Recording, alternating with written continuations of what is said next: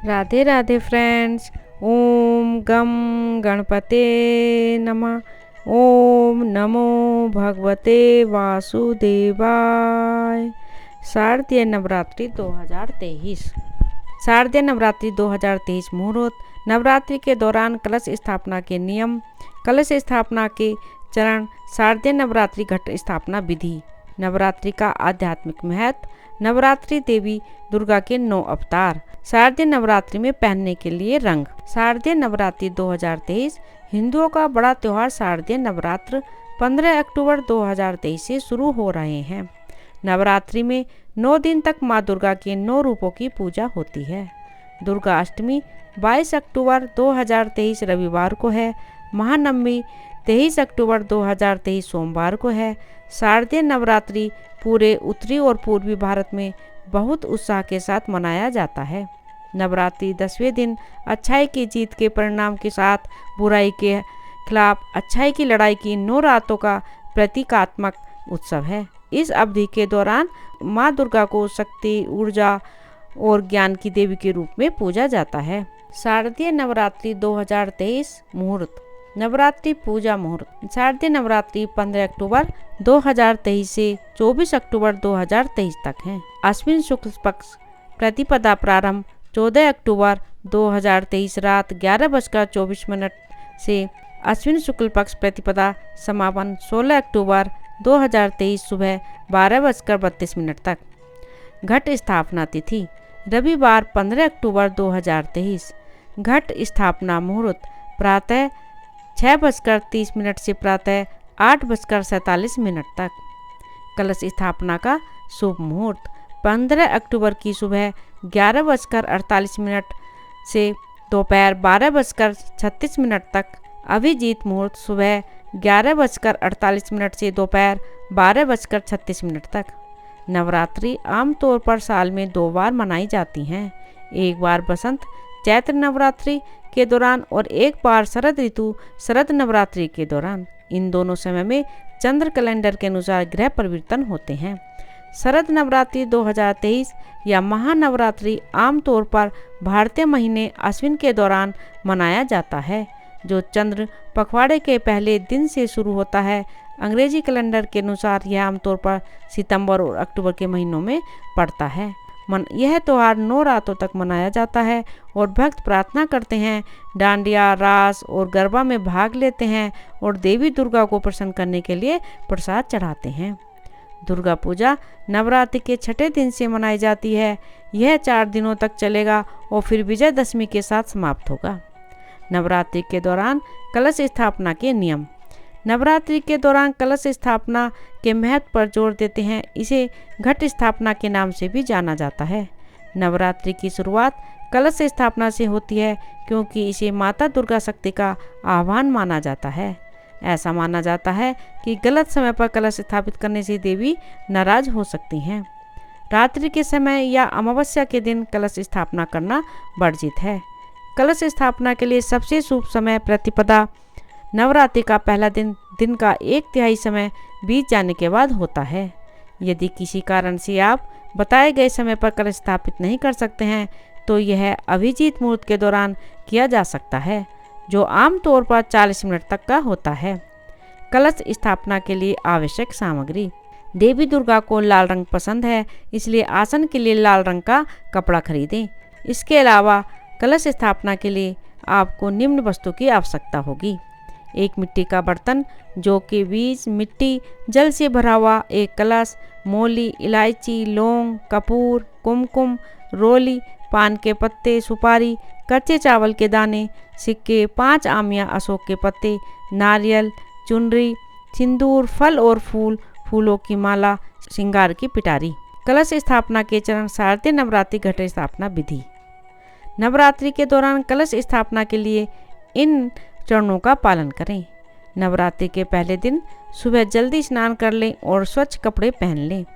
मंदिर या निर्दिष्ट क्षेत्र की सफाई करने के बाद भगवान गणेश का आह्वान करें और फिर देवी दुर्गा के नाम पर एक अखंड ज्योत जलाएं।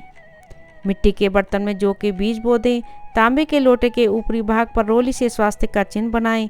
मटके के गले में मोली बांधें, लोटे में पानी भरें और कुछ गंगा जल की बूंदें डालें। अब बर्तन में 1.25 रुपये, लौंग, इलायची, कपूर और अक्षत, जो बिना टूटे चावल के दाने, वो डालें। कलश के ऊपर आम या अशोक के 5 पत्ते रखें। नारियल को लाल कपड़े में लपेटकर मोली से बांध दें। नारियल को कलश के ऊपर रखें। कलश को मिट्टी से भरे उस गमले के बीच में रखें जहां आपने जौ के बीज बोए हैं। कलश स्थापना के साथ ही 9 दिनों तक चलने वाले नवरात्रि व्रत का संकल्प लें। वैकल्पिक रूप से आप देवी के नाम पर अखंड ज्योत भी जला सकते हैं। देवी दुर्गा के आशीर्वाद का आह्वान करते हुए माँ दुर्गा की आरती कीजिए और नवरात्रि के प्रथम दिन माँ शैलपुत्री की पूजा कीजिए। नवरात्रि का आध्यात्मिक महत्व। पौराणिक कथाओं के अनुसार नवरात्रि की शुरुआत के पीछे अलग अलग कथाएं हैं। राक्षसों के राजा महिषासुर ने स्वर्ग में देवताओं के खिलाफ युद्ध कर दिया था। उसका मुकाबला करने के लिए शिव, ब्रह्मा और विष्णु की त्रिमूर्ति सहित सभी देवताओं ने दिव्य शक्तियों में शक्ति और शक्ति की माँ को जन्म दिया। इस प्रकार देवी दुर्गा का अवतार हुआ और उन्होंने अपनी शक्ति और ज्ञान से महिषासुर के खिलाफ 9 रातों की भयंकर लड़ाई के बाद उसे मार डाला। इस प्रकार विजय का 10वां दिन विजयदशमी के रूप में मनाया जाता है, बुराई पर अच्छाई की जीत का दिन। भगवान राम सीता को लंका में कैद से छुड़ाने के लिए रावण के खिलाफ युद्ध शुरू करने वाले थे। युद्ध शुरू करने से पहले राम ने देवी दुर्गा की पूजा की और उनका आशीर्वाद लिया। पूजा के लिए उन्हें 108 कमल चाहिए थे। गिनती पूरी करने के लिए जब राम अपनी एक आंख को हटाने वाले थे तो देवी दुर्गा प्रकट हुई और उन्हें अपनी दिव्य शक्ति का आशीर्वाद दिया। उस दिन राम ने युद्ध जीत लिया था और इसलिए इसको विजयदशमी के रूप में भी माना जाता है। कहा जाता है कि हिमालय के राजा दक्ष की बेटी उमा नवरात्रि के दौरान 10 दिनों के लिए घर आती है। उमा ने भगवान शिव से विवाह किया और यह त्यौहार उनके घर पृथ्वी पर आने का जश्न के रूप में मनाया जाता है। नवरात्रि देवी दुर्गा के 9 अवतार। 9 रातों तक लोग त्यौहार को अत्यंत भक्ति और प्रार्थना के साथ मनाते हैं। प्रत्येक दिन दुर्गा माँ के एक अवतार को समर्पित हैं। इसके आधार पर भक्तों को प्रत्येक दिन सही रंग का धारण करना होता है और दिन के हिसाब से पूजा करनी होती है। पहले दिन शैलपुत्री प्रतिपदा। प्रतिपदा के दिन माँ शैलपुत्री की पूजा की जाती है और शैला का अर्थ है पर्वत और पुत्री का अर्थ है बेटी। पार्वती पर्वत देवता की पुत्री हैं, इसलिए उन्हें इस दिन महत्व दिया जाता है। ब्रह्मचारिणी। द्वितीया पर ब्रह्मचारिणी दुर्गा देवी का एक रूप है और वह क्रोध को कम करने वाली हैं, इसलिए दूसरा दिन इस देवी को समर्पित है। चंद्रघंटा। तृतीया पर भक्त चंद्रघंटा की पूजा करते हैं। ऐसा माना जाता है कि उसकी तीसरी आंख है और वह दुष्ट राक्षसों से लड़ती है। पूजा के दौरान उसे प्रसन्न करने के लिए चमेली के फूल चढ़ाए जाते हैं। कुष्मांडा। चतुर्थी का दिन देवी कुष्मांडा को समर्पित है। उसके नाम का अर्थ है ब्रह्मांडीय अंडा और वह सभी में ऊर्जा और गर्मजोशी फैलाने के लिए मानी जाती है। स्कंद माता। पंचमी पर देवी स्कंद माता वह हैं जो बुध ग्रह पर शासन करती हैं। वह पूजनीय हैं क्योंकि ऐसा माना जाता है कि वह उग्र और प्रेम करने वाली हैं। कात्यायनी। कहा जाता है कि षष्ठी के 6ठे दिन दुर्गा ने देवी कात्यायनी का रूप धारण किया था ताकि वह राक्षसों के राजा को मार सके और महिलाएं शांतिपूर्ण वैवाहिक और पारिवारिक जीवन पाने के लिए प्रार्थना करती हैं। कालरात्रि। सप्तमी को यह दिन विशेष रूप से देवी कालरात्रि को समर्पित है। उसे भयंकर कहा जाता है और उसने पूरे ब्रह्मांड में बुरी आत्माओं को भी डरा दिया है। वह काली देवी का सबसे विनाशकारी अवतार है और भगवान शनि पर शासन करती हैं। महागौरी।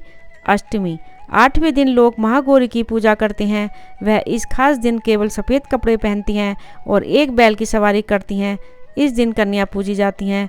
युवा कुंवारी लड़कियों के लिए समर्पित एक विशेष कार्यक्रम इस दिन को महाअष्टमी या महादुर्गाष्टमी के रूप में भी जाना जाता है।